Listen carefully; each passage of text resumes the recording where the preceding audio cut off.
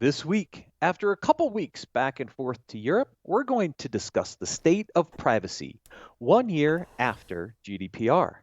In the leadership and communications segment, 7 subconscious habits that sabotage your ability to listen and lead, the power of writing stuff down, what really helps employees improve, and more.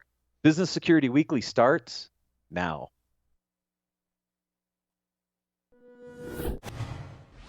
This is Security Weekly, for security professionals, by security professionals. Broadcasting live from G-Unit Studios in Rhode Island, it's the show where we explore the business of security to improve the security of business. Your trusted source for actionable insights on leadership, communication, and innovation. Get ready for Business Security Weekly.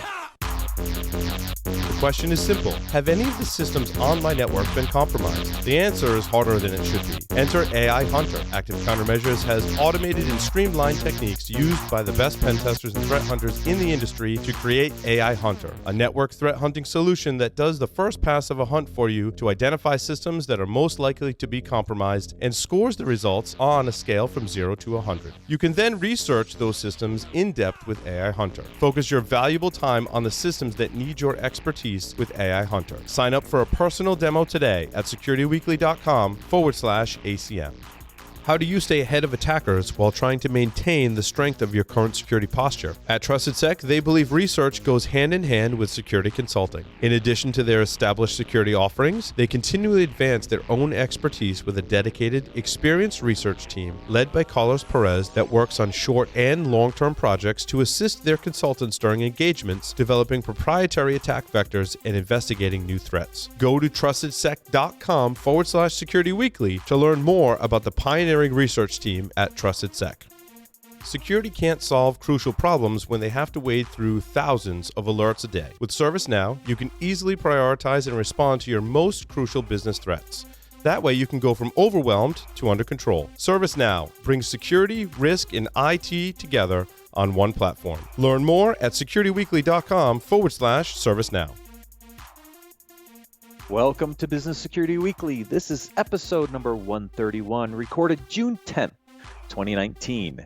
Yes, I'm back. I am your host, Matt Alderman, joined by my co-hosts, Paul Asadorian and Jason Albuquerque in G-Unit Studio in Rhode Island.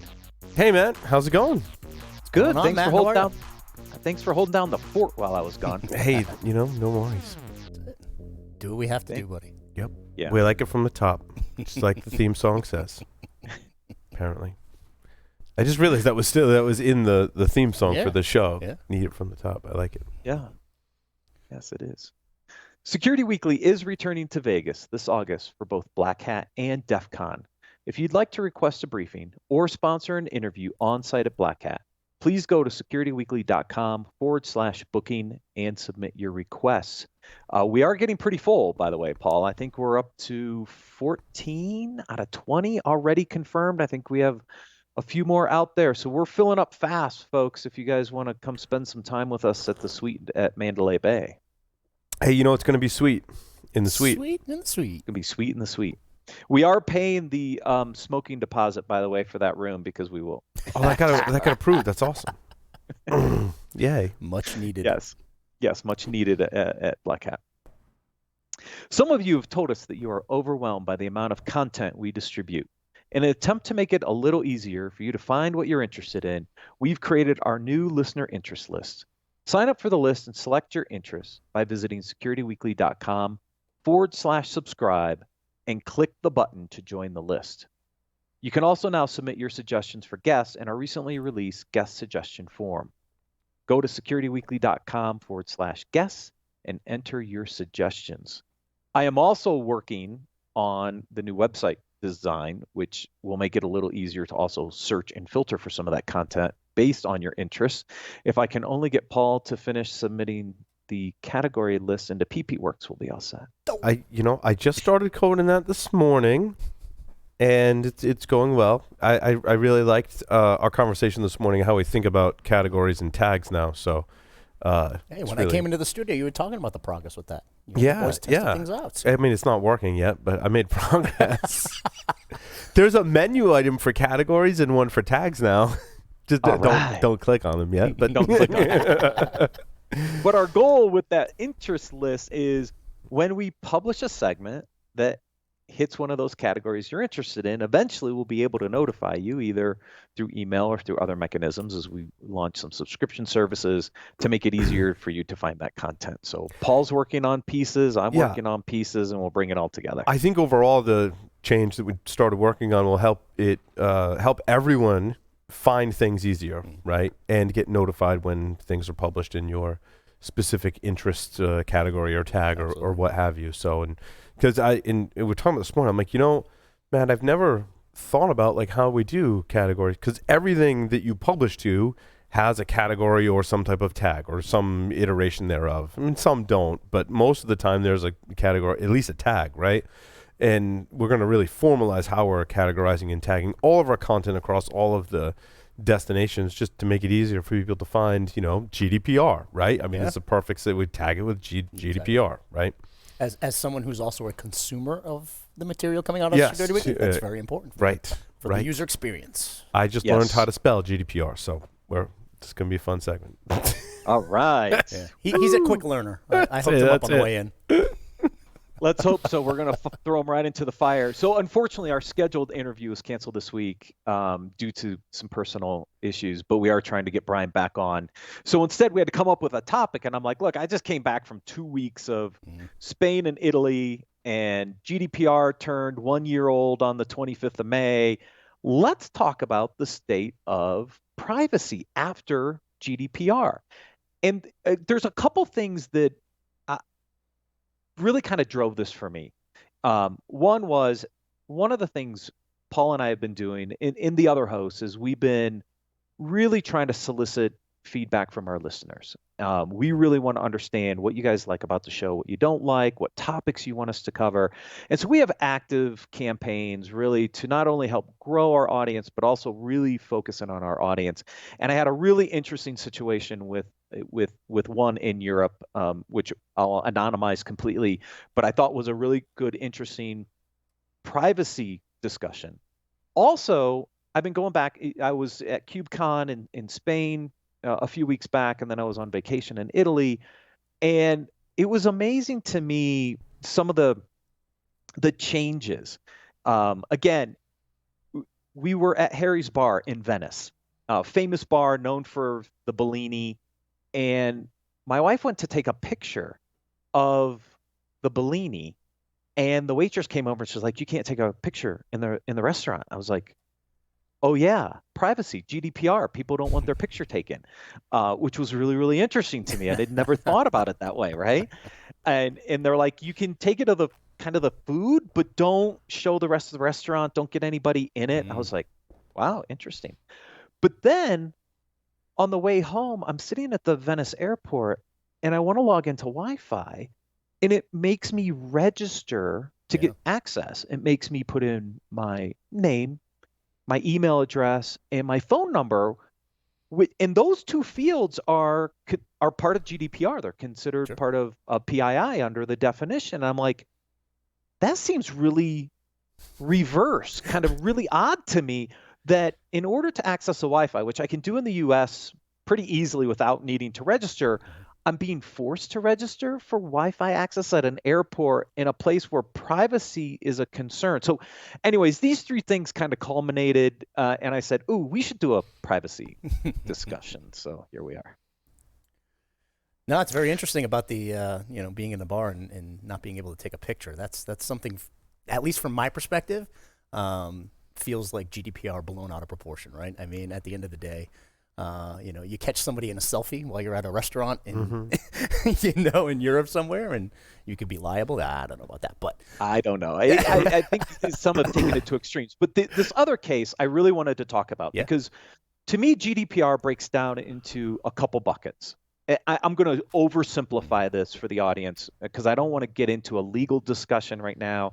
I don't want to get into all the little requirements. I mean, some of this I have a pretty good grasp on, but I don't want to get into the legal aspects. But GDPR to me broke down into a couple buckets. One is accountability, right? You have to get permission to use people's information. So the first thing everybody did is they updated their website with, hey, we've got cookies, accept these new privacy terms because So you're giving me annoying. permission to So use the annoying data. too. Like, thanks Right. for that GDPR. It's super annoying now to visit websites. Right. But it's more than that. That was the ability to process the data. And then there's obviously requirements around protecting the data. Sure. And I put that all into like an accountability bucket around privacy. The second major thing then was around breach notification and the potential fines for breaches and et cetera.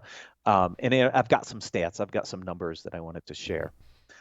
And so putting it into those two buckets, I want to walk through this really interesting situation because I was a little concerned, and then I did some research and I'm like, well, wait a minute, maybe it's not a concern. But let me lay this scenario out. We've been out doing growth campaigns. So I connect to a lot of people on Twitter and LinkedIn and other places. And you create a connection. And then through that connection, based on your privacy settings within LinkedIn, for example, I can either see or not see your email address. That's a decision you can make, right? I mean, you can either make it visible or not visible. Everybody will pick what they want. So let's say I connect with a user. I have access, I can see their email. I send them an email saying, hey, would love your feedback on the show, would like to get some information. The response you get is, who gave you authority to use my email? Yeah. Okay. Well, we connected. You made it available on LinkedIn. Right. I sent you an email. Okay, I get it. Maybe, oh, fine. If we don't want to communicate via email, that's fine. I'll take you off my email list. I'll be done. But then the situation gets a little further. He says, well, I'm in the EU and this is a GDPR violation. But is it? Who's got the GDPR violation? Is it me? Is it LinkedIn? Right? Yeah. Because my responsibility is to protect your data once I have access to it. Right. I didn't breach it. There's no breach of the data. I don't have to do a breach notification. So the lines get really interesting. And some people have taken GDPR to the point where it's like, I have to explicitly give you permission to use my stuff, but I'm not sure that that's 100% true either. If your data is available in other systems and you've allowed them to have access to that data and share it with other people. So anyways, this gets into a really weird situation because it's somewhere between I have complete control and responsibility over my data versus I have zero control and no responsibility of my data. Like, where in that matrix but there's also do we fall, right? There's some gray area here, right? Because everything we've talked about in the last year for GDPR has to do with business to consumer, right? Business to the personal relationship with the consumer. Now you're getting into a fact where a business like Security Weekly has a connection to another business like LinkedIn, and people are making their information available on that business. Now it's B2B, right? How does that B2B topic work, right? I think there's a lot of gray area there, and I think that we're going to see more and more as things mature what the end result of that becomes. I don't think we know the future of what B2B communications under GDPR are. In the LinkedIn example, I think that the responsibility in this case, right, needs to fall on the user. Because I'm okay with I have some control over how my data is used within the network. Now, GDPR or not, probably depending on the situation, whatever, right? I think that the way, at least I understand it's structured today, largely, there's no breach, right? I've put my data into a social network, Facebook, Twitter, LinkedIn. I like to have some control over how that information is used. And oftentimes that's going to come down to, am I allowing people to see pieces of my data or not? And if they do, that's the best that I can do as a user. It's the best the platform can do. If someone can see it, I can't say, no, you can't. Like, you can see my email address, but no, you can't use it. I don't think that level of control exists today, nor, I mean, really should it. It should happen in the steps prior, right? You have to make a global decision, or global in the sense of that social network or platform, right? Like, do I want to make this particular piece of information about myself available? Now, you can go create other email address. Like that responsibility is on you to manage your. I think there's always going to be some there always has responsibility to be of the user. shared Yeah, it's a responsibility. shared It's a responsibility between the user of the between- platform and other businesses that Exactly. may or may not have access right. to that data. Yeah, and I took this very seriously because I'm like, whoa, I'm trying to solicit feedback. I'm not trying to sell anybody anything in this particular case, right? So I'm not trying to use it to sell people. Where a lot of the B2C scenarios and some of the fines are, selling people's data and all this other stuff. I was just using it as a mechanism because LinkedIn is horrible. LinkedIn Messenger is a royal pain in the butt to use. It's not an effective way to communicate. So many unsolicited messages. Absolutely. I mean, I hate to even talk of them as spam because it is in a true sense of the word spam, right? For me, it's noise. Yeah. At this point, it's noise, right? Mm-hmm. I mean, within the first 3 words of a message, I know. Right. But it's the difference between a personalized communication and a non-personalized communication. Yeah. And I think, I mean, maybe one of the things that a platform could do is say, look, if you're going to send email out like in mass to people like that, then it has to be tagged accordingly, right? Like maybe there's some type of tag you put in the email. It's like this is part of a mass email thing versus if I am sending an individual message to Jason that is personalized, it doesn't. I don't know how you control that though. At the end of the day, we're limited as to what controls can be put in place based on the platform. And how much can you regulate at the end of the day, right? Yes. I mean, human interaction is very diverse on how we interact with each other, right? And we're gathering information from all these different platforms and all of these different areas that we can collect information. And if we want to communicate on a one-to-one basis with someone, we shouldn't have to worry about regulation kind of stomping that ability to communicate, right? And that's the scary part. The regulation, in my mind, needs to be focused on when someone does something bad with my data that I did not give them consent for. In other words, Matt, in your example, if you take all of the people that you're connected with and you build an email list and then you sell that list to someone else, right? You say, hey, I've got a list of all the... We would never do that here at Security Weekly, ever, because we understand the importance of the data. We understand the ethical reasons why that's wrong, but people do it. And those are the people and the situations that I think regulation really needs to stop, right? Like in a lot of cases, you understand that your data might be shared. It's all about how they use that data. So if I go to LinkedIn and I say, I'm going to put my email address, and LinkedIn says, well, wait, stop. If you give us your email address, we're going to sell it. Totally fair, right? Like then it's no, I don't want to give you my email address, right? So. Yeah, exactly. And that's what I took seriously. And the other requirement that's in GDPR is if somebody says, look, get rid of my data, get rid of it. So in this particular scenario, I erased it from all of our systems. That person no longer exists because that's part of the requirement. If you ask to have your data deleted, I'll make sure it's gone. And so I made sure we deleted it from everywhere. And it's like, we won't have any communication with that person going forward. What's interesting is they do that with email addresses, but is the requirement to do that with phone numbers? Because the amount of phone spam that everyone gets, and everyone listening to the show is probably nodding, right? Like, it's atrocious. It's disgusting how many unsolicited calls that we get on our phones. I think one of the statistics I've seen was 50% of the phone calls we get today is spam or nefarious or something, right? Yeah. 50%. It's so bad that like you don't pick up the phone anymore and you miss legitimate calls because reasons, right? The reasons are most of the time it's a waste of your time to pick up the phone, and the regulations need to come down and fix that problem as well. That's my other issue. It's one thing to protect people's, and I'm all for protecting people's data. Don't get me wrong, right? But I wanted to focus on the areas that like hurt, right? Someone selling my data, that hurts because I don't know what they're going to do with it, how they're going to handle it, what they're using it for. My privacy is at risk because I wasn't involved in that transaction and I feel like it's my data, right? And the other thing is I pay money to have a phone, yet now it makes it unusable as a phone platform. So that's a huge disservice, and I think the FTC here in the U.S. should step in and have some more stringent regulations around. I mean, they do have some regulations. They have imposed fines, but it's like such a small impact, in my opinion, that they're not making any progress. Well, so those are the other two things I wanted to cover on quickly while we're on this topic is, okay, so what kind of fines did we see in the first year of GDPR? So there's a couple good articles out there that summarize the fines for last year. 56 million euro fine was fines, but one of those, the big Google case, was 50 million euros of that 56 million. Gotcha. So, yes, there's fines, but Google took the brunt of that last year. There were over 200,000 investigations, 64,000 which were upheld.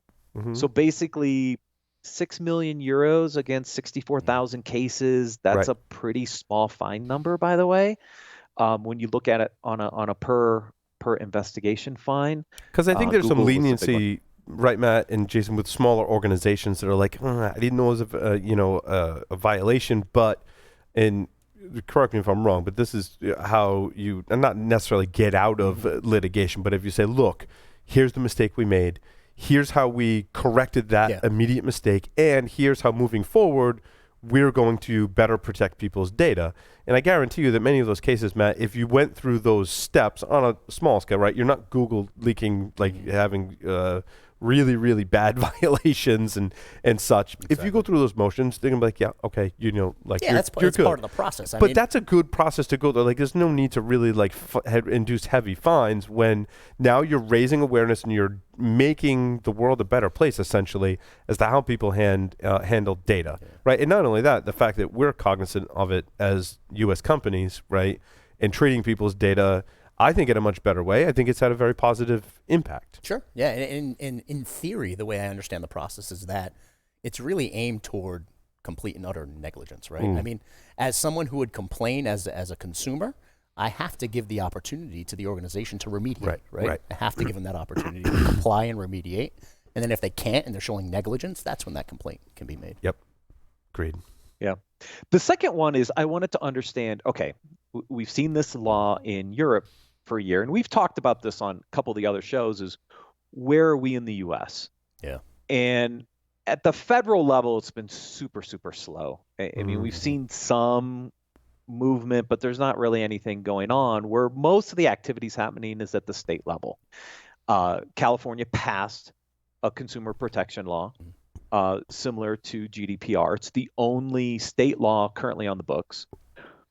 14 other states had legislations going. 10 of them are under review, so they're in some sort of review at the state legislature, and 4 of them have been killed. So 15 states, 1 passed, 4 dead, 10 still in the works. We'll see where this goes, but it's still a little slow for some of these adoptions in the U.S. The one that stuck out to me was Texas actually has two laws. One is very kind of more GDPR privacy focused. The other one is a variation of that bill, not based on the way I was trying to remember the way it's termed.